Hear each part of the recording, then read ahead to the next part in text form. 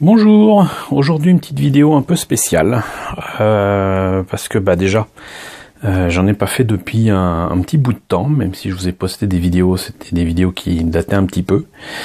J'en ai pas fait dans la semaine pour préparer les sujets à venir, parce que je suis malheureusement rentré de Périguicasia avec des étoiles dans les yeux, mais surtout de nouveau très malade.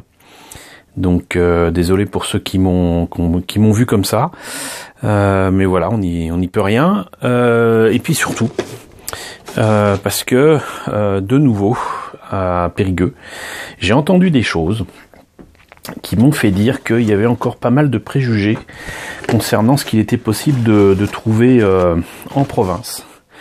Quand bien même on habite dans la région qu'on cite. Et je me suis dit qu'il serait peut-être intéressant, vu qu'on arrive au mois de juillet, de revenir sur une activité que j'aime à faire autant que faire se peut et que je faisais tout le temps, tous les week-ends quand j'étais plus jeune. Il s'agit de chiner, c'est-à-dire d'aller en vide-grenier. Et il se trouve que grâce à mon ami Mizou, coucou Mizou, merci encore Mizou de m'avoir invité à Périguicasia et tout. Et grâce à Mizou, j'ai su que il y avait un vide-grenier le dimanche matin à Périgueux. Et avant de me rendre à l'événement Périguicasia, j'ai pu me rendre à cette brocante très tôt. De toute façon, il faut y aller très tôt. Et voilà ce que j'ai pu ramasser à un objet près. Voilà ce que j'ai pu trouver à Périgueux. Et vous allez me dire, c'est pas grand chose, mais c'est quand même représentatif de ce que vous-même vous pourriez trouver en brocante et en vide-grenier, surtout en vide-grenier, sachant que je me suis rendu compte que contrairement à la région parisienne, en fait, les vide-greniers, il y en a beaucoup pendant tout l'été, partout en province, en France. Et donc ça pouvait être intéressant de revenir là-dessus. Alors revenons déjà sur ce vide-grenier de Périgueux. C'était un bel événement. Cependant, j'en ai vite fait le tour, puisque de toute façon le secret dans ces cas-là, c'est vraiment d'ouvrir l'œil et le bon, et de savoir repérer déjà des codes couleurs, des formes. Au milieu de toutes les saloperies qui sont proposées, parfois on peut tomber sur des caisses avec des jouets, des maquettes, etc. Et c'est ce qui s'est passé ici. Je vais pas vous faire ça dans l'ordre, mais par exemple, il m'a été dit, tu te reconnaîtras, il m'a été dit que il n'était pas envisageable de trouver du Transformers là-bas sur place. Or, voilà. Il y avait d'autres Transformers, mais ils m'intéressaient pas. Et celui-ci, alors je ne sais pas lequel c'est. Sylvain, si tu regardes cette vidéo, tu pourras certainement me le dire. Je pense que logiquement c'est un Transformers récent, un Decepticon en plus. Donc voilà. J'ai trouvé cette bestiole, et en plus je crois que entre temps j'ai perdu le bout de sa queue. Il me semble qu'il y avait une espèce de pince au bout de sa queue. Mais j'ai acheté en tout cas ce Transformers. Qui était en plus certainement complet avant que je ne perde le bout de la queue, à 1 €. Voilà, je l'ai acheté à 1 €. J'ai également acheté, j'espère que ça tienne, ce robot sur un stand tenu par le Secours Populaire. Pour petite info, quand les prix sont vraiment très intéressants, moi je négocie pas. Donc d'habitude je marchande, hein, comme tout le monde, mais là il se trouve que les prix étaient vraiment très bons, donc j'ai pas négocié. Et là j'allais pas négocier, parce que déjà le robot est complet, il y a la boîte, le jouet en fait est un Diaclone, même si c'est un jouet visiblement sorti de façon pirate en France. En fait, si je me trompe pas, c'est le Dia Attacker. J'avais déjà ce jouet, mais incomplet, totalement complet. J'avais que le robot, j'avais pas les bras, j'avais pas les accessoires, j'avais que dalle. Il existait aussi en maquette chez Revell, donc dans la collection Diaclone. Là, il écrit Diecast Metal, en plus la boîte est en français et tout ça. Ça a beau être un jouet pirate, il est quand même de fort belle facture. Et ce truc-là, donc neuf, sous boîte, complet, pas en super état, mais complet, m'a coûté 5 €. Voilà. Et ce jouet, d'après moi, doit dater au moins de 1982. La maquette était vendue à partir de 1984-85 par Revell en France. Donc voilà, ça doit dater de cette époque-là. Et ce truc-là, donc, a minimum 30 ans pour moi, sincèrement, je pense qu'il a au moins 35 ans. Mais voilà ce qu'on peut trouver en vide-grenier. Tout ce qu'il faut comprendre, c'est que les vide-greniers, bon, il y a des surprises. Quand il y a des prix qui sont indiqués, faut pas faire la tronche ni rien, faut apprendre à négocier. Je vous mettrai un lien sur un article que j'avais écrit pour Zenkuro, pour Hobby Forever, qui pourrait peut-être vous être utile, qui concerne en plus les maquettes. Donc voilà. Mais voilà, le truc c'est ne pas y aller trop tard. Mais cela dit, même si vous y allez tard, on peut trouver des choses. Allez-y, l'esprit libre. Allez-y, tranquille. Et si vous tombez sur un truc, évitez de sautiller partout comme un tigrou ou un marsupilami ayant trouvé un trésor. Surtout, vous restez calme. Vous demandez tout simplement à combien est tel ou tel objet. Si vous trouvez plusieurs objets qui vous intéressent, négociez pour un lot. Si vous considérez, et souvent c'est le cas, que ce que vous avez trouvé est incomplet, demandez s'il n'y a pas d'autres trucs qui traînent. Enfin, voilà. Soyez poli, soyez ouvert aux choses et vous pourrez tomber sur des choses. Et là, franchement, ça c'était une belle trouvaille parce qu'en plus, un robot sous boîte complet comme ça, Diaclone, que j'ai pas. Franchement, ça arrive pas souvent. Ça arrive pas souvent.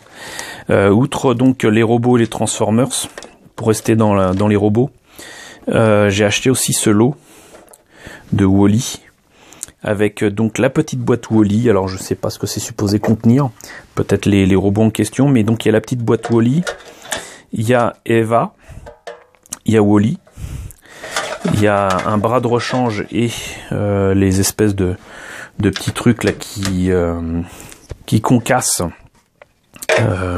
sur Terre. Mais voilà, c'est des jouets que j'avais pas. Déjà en 2008, j'avais pas nécessairement les moyens d'acheter ces trucs-là. Mais bon, celui-ci entre guillemets ne se transforme pas parce que oui, il existe des jouets de Wall-E où Wall-E peut se transformer en petite boîte. Mais donc voilà, il a quand même les pinces qui s'ouvrent, des petites roulettes. Bon, ça aurait été mieux avec les chenilles qui fonctionnent vraiment, mais bon voilà. Et c'est un très beau jouet, très bien articulé, très sympa. Mais mon gros coup de cœur, c'est quand même Eve, où on peut enlever un des bras pour faire la version, on va dire, armée de Eve. Et on peut lui mettre ça à la place. Mais ce qui est génial, c'est que bon, il lui manque son socle, mais on s'en fout. Parce que déjà, elle peut s'ouvrir comme ça pour montrer, pour mettre certainement la plante. Alors j'imagine qu'il manque certainement la chaussure avec la plante qui devait certainement aller dedans. Quoi qu'il en soit, donc elle se ferme. Et surtout, ce que je trouve génial, c'est que les expressions du visage changent quand on appuie sur la tête. Vous voyez, c'est juste génial.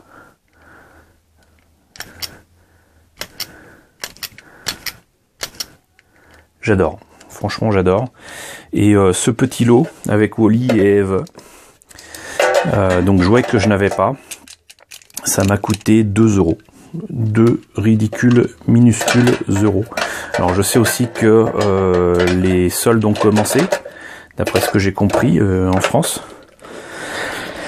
Mais voilà, il y a aussi les vide-greniers que vous serez peut-être amenés à croiser lors de vos vacances, hein, donc sait-on jamais. Donc voilà. Il y a aussi ce flingue qui au début m'avait attiré uniquement par sa forme parce que bah, vous l'aurez compris maintenant, je suis un peu fan des jouets un peu SF, etc. Et je me disais tiens, ça peut être sympa à modifier, et je me suis rendu compte qu'en fait c'est un pistolet électronique avec cible qui fait un peu laser tag quoi.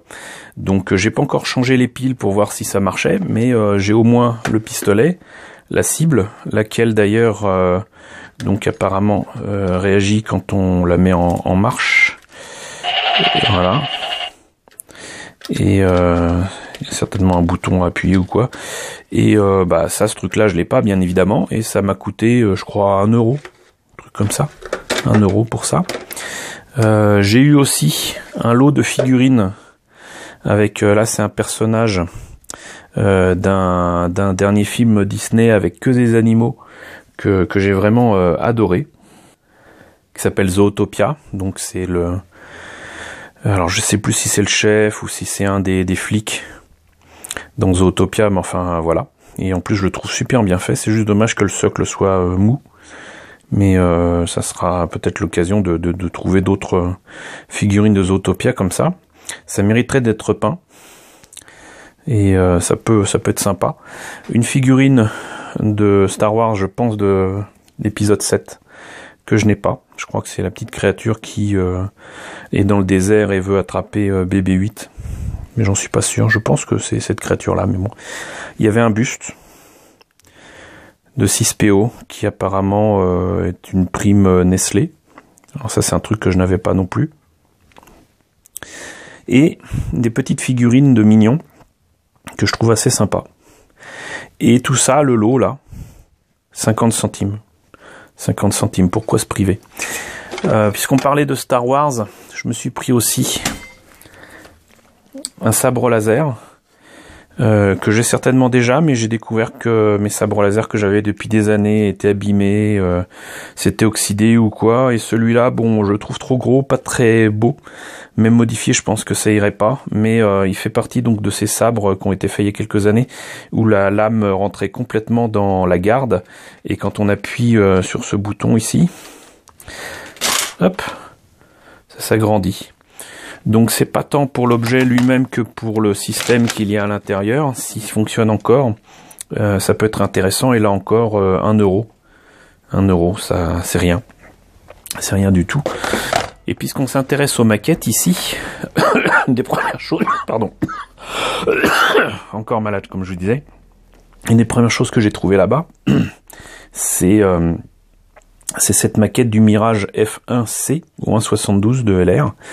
Et vous allez me dire, mais pourquoi je l'ai pris? Bah déjà parce que le prix était sympathique, et ensuite parce que dedans il y a quelques pièces et quelques éléments d'une autre maquette que je devine être un F16 ou un 144, mais surtout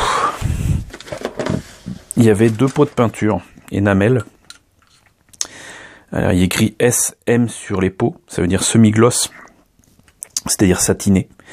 Et c'est du satiné blanc, enfin blanc cassé, et du satiné, on va dire noir pneu. Voilà, deux couleurs qui, entre guillemets, si on peut appeler ça des couleurs, qui sont pas mal. Et donc il y avait ces 2 pots-là. Il y avait, alors je pensais au début que le pinceau était complet, mais c'était pas le cas. Mais il y avait donc un pinceau. Et donc il y a le Mirage F1 qui est complet, mais il y a aussi un bout de cockpit, je pense, du F16. Et pourquoi je sais que c'est le F16? C'est parce que il y a 2 planches de F16 de Revell qui sont dedans. Donc c'est même pas du LR. Alors ça me servira ou ça me servira pas, mais en attendant, bon, voilà, c'était dans le lot. Et donc il y a les pièces du Mirage F1. Et déjà je me suis dit que bon, on pourrait peut-être trouver la même logique que j'avais trouvé la dernière fois pour le F104G pour faire un Viper. Et là je pense qu'en fait, je tiens le bon bout en modifiant peut-être les ailes, en faisant ceci. Voilà, déjà Viper ou pas Viper. Déjà là j'ai, oups, évidemment qui casse. Alors déjà là, je pense qu'on a une forme assez sympathique si on met, où il est passé, un cockpit par là. Et donc il faut imaginer les moteurs derrière. Et les ailes un peu plus courtes, et ben ça peut donner un truc sympathique même à la Leiji Matsumoto, à la Yamato. Mais une chose est sûre, c'est qu'il n'est pas question que cette maquette reste telle quelle, parce qu'elle a d'horribles et d'ignobles détails en plein sur la coque. Là, vous voyez, c'est pas en creux, c'est en plein. C'est moche. Donc voilà. Mais donc, et le lot, je sais plus si je l'ai dit.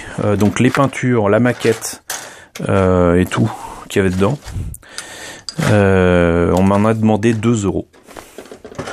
Voilà. Alors d'habitude je me méfie parce que quand les personnes me disent c'est complet et c'est tant, j'ai tendance très respectueusement à demander bien évidemment à ouvrir la boîte et à vérifier. Faut le faire très respectueusement parce que beaucoup de personnes vous diront que les maquettes qu'ils vendent sont complètes. Ils le disent en toute bonne foi.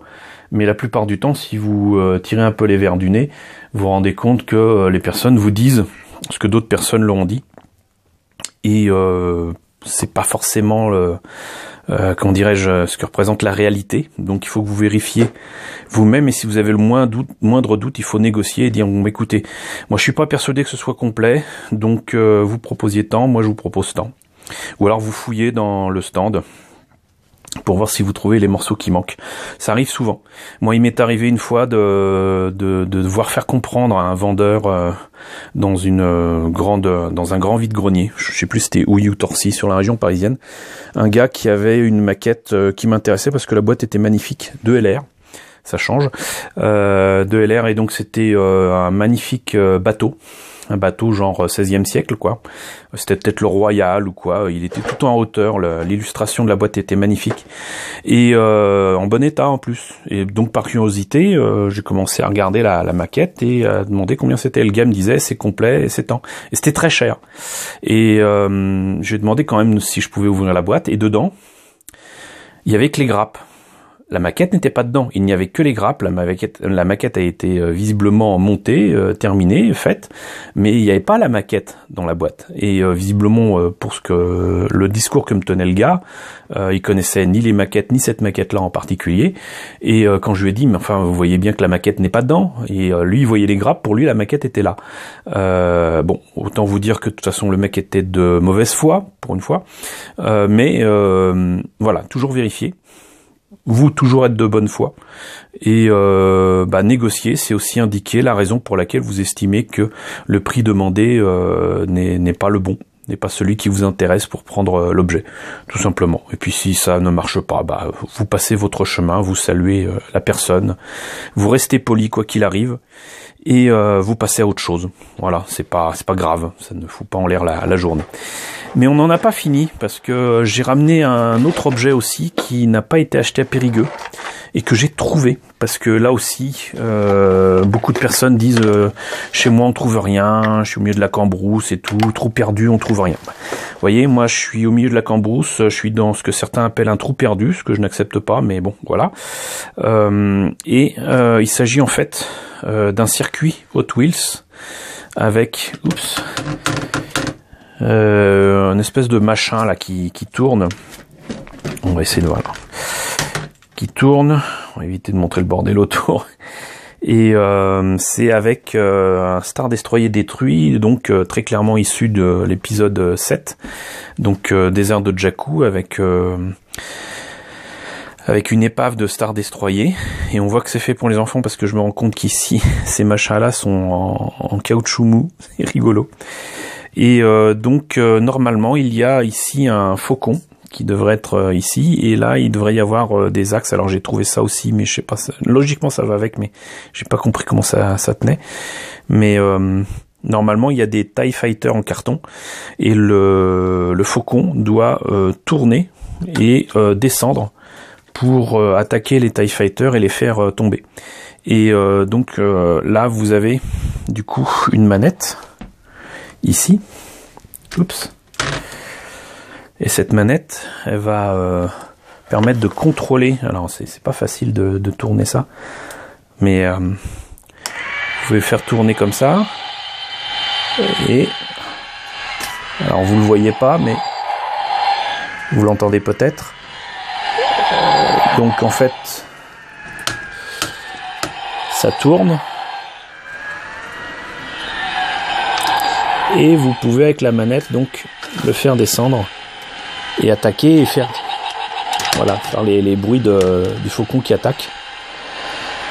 Et ce qui est rigolo, c'est que en fait ça c'est pour le faucon, mais vous avez l'autre fonction qui permet de faire les bruits de TIE Fighter. Et là cette fois-ci c'est, vous pouvez mettre la navette de Quiche Lorraine là, et vous pouvez faire exactement la même chose que tout à l'heure avec des bruits différents. Et là, donc, du coup, c'est le first order qui attaque. Voilà. Donc, je vais arrêter là. Mais vous voyez, donc, ça m'a pas coûté un centime. Ça a été jeté. C'était dehors. Donc, comme quoi, on peut trouver, en ouvrant les yeux, tout ce qu'on veut. Et faut juste être attentif. Et autant vous dire que ce truc-là, je l'avais vu à, je sais plus, c'était à Jiffy ou quoi. Mais bon, il y a... Ce Star Destroyer, il n'a pas les bonnes proportions. Les détails même de l'épave ne vont pas. Là, par exemple, ils ont jugé bon de faire des détails qui sont droits par rapport au sol, mais pas droits par rapport à l'épave. Donc, l'effet de déséquilibre ne fonctionne pas. Enfin, il y aurait beaucoup de choses à reprendre pour en faire quelque chose de sympa, mais c'est faisable. C'est faisable. Même là, vous voyez un petit TIE Fighter ici, un morceau qui pourrait rappeler le Faucon ici. Et puis, donc, cette manette, et voilà. Alors, garder l'aspect mécanique du truc, ça sera compliqué. Mais c'est faisable, c'est envisageable. Mais c'est surtout ce que je veux dire, c'est que encore une fois, je l'ai récupéré, ça m'a pas coûté un centime, et peut-être qu'un jour, vous verrez ça en convention ou exposé à mon stand, et vous direz waouh, c'était issu de ça. Bah voilà, oui, ça c'était issu de ça. Pourquoi pas, pourquoi pas. Donc tout est envisageable sur cette période de l'été, et je suis même tenté, en plus de vous parler ici de vide-grenier ce week-end, parce que ça sera tout l'été et surtout à la rentrée, hein, ce sujet restera valable pour la rentrée 2018. Eh bien, dites-vous bien que où que vous soyez, il y a toujours possibilité de trouver des maquettes, des objets de collection ou quoi, et il n'y a pas que les vide-greniers, il y a les dépôts-ventes, les Emmaüs, les endroits où vous êtes jamais allé parce que c'est pas votre région. Profitez-en, ça vous fera des balades. Et si vous tombez sur de bonnes affaires, achetez quoi. Et même trouver des objets, c'est faisable aussi n'importe où. Faut juste ouvrir les yeux. Donc voilà, écoutez, j'espère que ce petit sujet improvisé vous aura quand même intéressé, que cet été, lors de vos vacances, si vous prenez des vacances, contrairement à moi, vous trouverez des choses, que ça sera intéressant pour vous. Donc n'oubliez pas en plus vous avez la chance vous maintenant d'avoir internet pour vous indiquer les vide-greniers qui sont près de l'endroit où vous trouvez. Moi à mon époque je devais acheter un magazine qui était très bien, hein, mais avec un listing sur 1 ou 2 mois. Mais donc voilà, n'hésitez pas, l'occasion fait le larron. Et comme vous voyez, j'ai encore mis la main sur une maquette pas chère qui va rejoindre mes autres maquettes et qui va certainement devenir un engin de SF dans pas très longtemps. Voilà, en plus d'avoir un robot que je n'avais pas de Diaclone, qui est une de mes collections de robots préférées de chez Takara. Voilà, donc j'espère encore une fois que ça vous a intéressé. N'hésitez pas à me dire ce qu'il en est dans la section commentaires. N'hésitez pas à regarder la description de la vidéo pour voir le lien vers les conseils que je donne pour visiter des vide-greniers sur le site d'Hobby Forever de la Misenkuro. N'hésitez pas à liker. N'hésitez pas à partager. N'hésitez pas à vous abonner si ce n'est pas déjà le cas. Merci d'ailleurs à toutes les personnes qui nous ont rejoints ces derniers temps. Hein. On est... ça aussi ces derniers temps, mais on est aux alentours de 1373 abonnés, donc merci à tous les nouveaux. Merci à tous les anciens, à tous les fidèles de la chaîne d'être toujours présents. Merci de votre soutien, ça me motive vraiment. Et à très bientôt pour une nouvelle vidéo, très certainement autour des maquettes.